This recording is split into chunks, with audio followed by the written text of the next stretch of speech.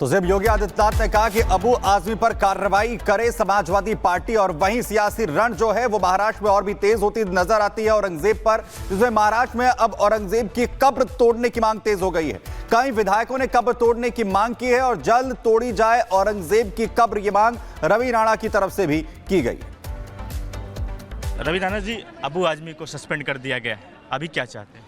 नहीं, बिल्कुल बहुत अच्छा योग्य निर्णय लिया है देवेंद्र फडणवीस सरकार ने। जो क्रूर औरंगजेब जिन्होंने हमारे संभाजी महाराज की हत्या की, छत्रपति शिवाजी महाराज संभाजी महाराज के विचारों का ही राज्य है, और उसी राज्य में विधानसभा के अंदर बाहर अगर अबू आजमी ऐसा वक्तव्य करते हैं तो मुझे लगता है उनकी सदस्यता भी रद्द होना चाहिए।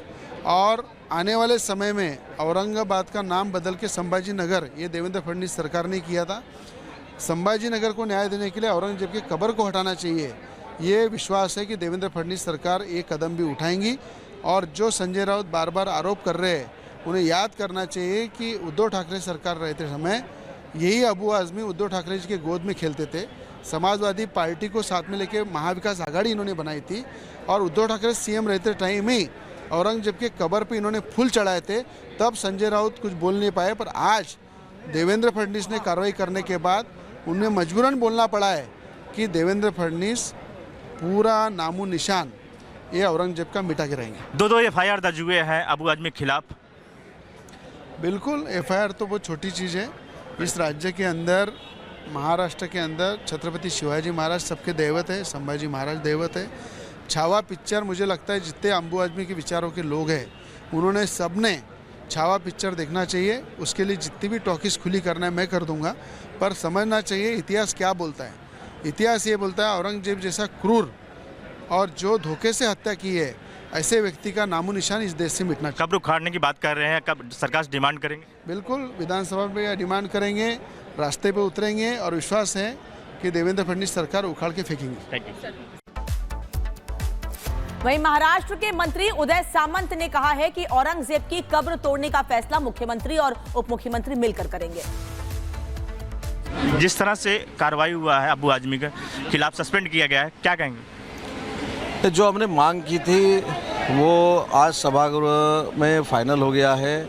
वहाँ मेरे ख्याल से जो हमने मांग की थी कि छत्रपति शिवाजी महाराज हो, छत्रपति संभाजी महाराज हो, उनके बारे में जो कुछ कहते हैं, उनके बारे में जो बुरा कहते हैं, तो उन लोगों को सज़ा होनी चाहिए, उनका निलंबन होनी चाहिए। और हो गया। एफआईआर दर्ज हुआ है, कार्रवाई की मांग किया जा रहा है। 2 जगह एफआईआर, जहाँ एफआईआर दर्ज होगा है वो वहाँ का इन्वेस्टिगेशन होगा और कार्रवाई होगी। दूसरा ये बातें कहा जा रहा है कि जो कब्र है उसको उखाड़ फेंकने की डिमांड किया जा रहा है। नहीं, उसमें महाराष्ट्र राज्य के मुख्यमंत्री, दोनों उप मुख्यमंत्री बैठ के उसमें निर्णय लेंगे।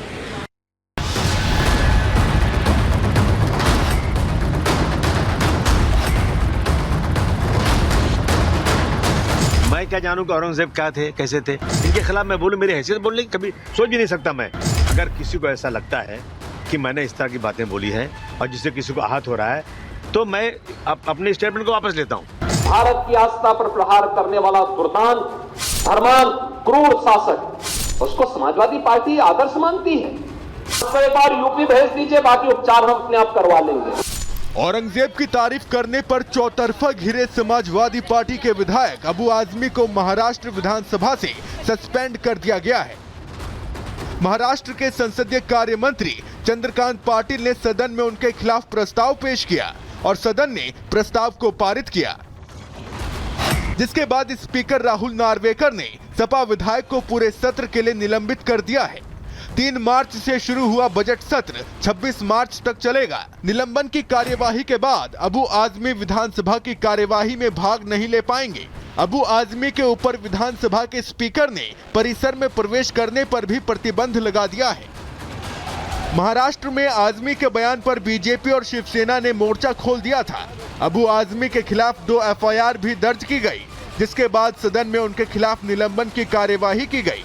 बावजूद इसके अबू आजमी अपने बयान पर अडिग नजर आए और निलंबन की कार्रवाई को गलत बताया। असेंबली चले, इसलिए मैंने अपनी कही हुई बातों को वापस लेने की बात कर दिया।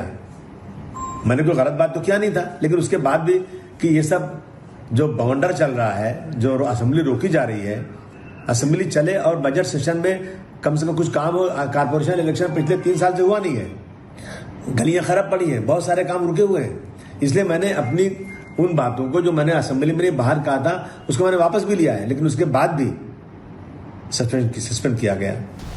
महाराष्ट्र में समाजवादी पार्टी के विधायक को सस्पेंड किए जाने पर यूपी में भी सियासत गर्मा गई। विधानसभा परिषद में मुख्यमंत्री योगी आदित्यनाथ ने समाजवादी पार्टी पर जमकर प्रहार किया। सपा पर औरंगजेब को अपना आदर्श मानने का आरोप लगाया।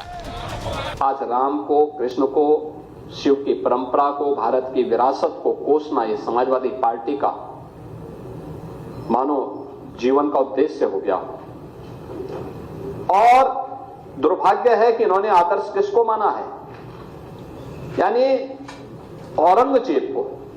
उसने आगरा के किले में अपने बाप को कैद करके रखा, एक एक बूंद पानी के लिए तरसाया। और अगर इनको औरंगजेब पर गौरव की अनुभूति होती है तो ये लोग कम से कम पटना की खुदाबख्त लाइब्रेरी में जाकर के एक बार शाहजहां की ही जीवनी को पढ़ लें, देख लें, उसकी पीड़ा को देखें। सीएम योगी यहीं नहीं रुके। अबू आजमी को पार्टी से निकालने के साथ साथ सपा अध्यक्ष अखिलेश को यूपी में इलाज का सुझाव दिया। घोषणा करो ना, उस कमबख्त को निकालो पार्टी से और उसको एक बार यूपी भेज दीजिए, बाकी उपचार हम अपने आप करवा लेंगे। जो व्यक्ति छत्रपति शिवाजी महाराज की परंपरा पर गौरव की अनुभूति करने की बजाय लज्जा महसूस कर रहा हो और औरंगजेब को अपना नायक मान रहा हो, क्या उसको भारत के अंदर रहने का अधिकार होना चाहिए क्या? और समाजवादी पार्टी को इसका जवाब देना चाहिए। एक तरफ अबू आजमी के बयान का विरोध हो रहा है तो दूसरी तरफ सस्पेंशन के एक्शन पर अखिलेश यादव ने सवाल उठाए। पोस्ट कर लिखा कि निलंबन का आधार यदि विचारधारा से प्रभावित होने लगेगा तो अभिव्यक्ति की स्वतंत्रता और परतंत्रता में क्या अंतर रह जाएगा। कुछ लोग अगर सोचते हैं कि निलंबन से सच की जुबान पर कोई लगाम लगा सकता है तो फिर ये उनकी नकारात्मक सोच का बचपना है। अब ऐसे में सवाल उठता है कि जो आरोप सीएम योगी लगा रहे हैं वो सही है क्या? सनातन का अपमान और इस्लामीकरण की वकालत करना विपक्ष की सोच बन गई है। Bureau report, Republic Bharat.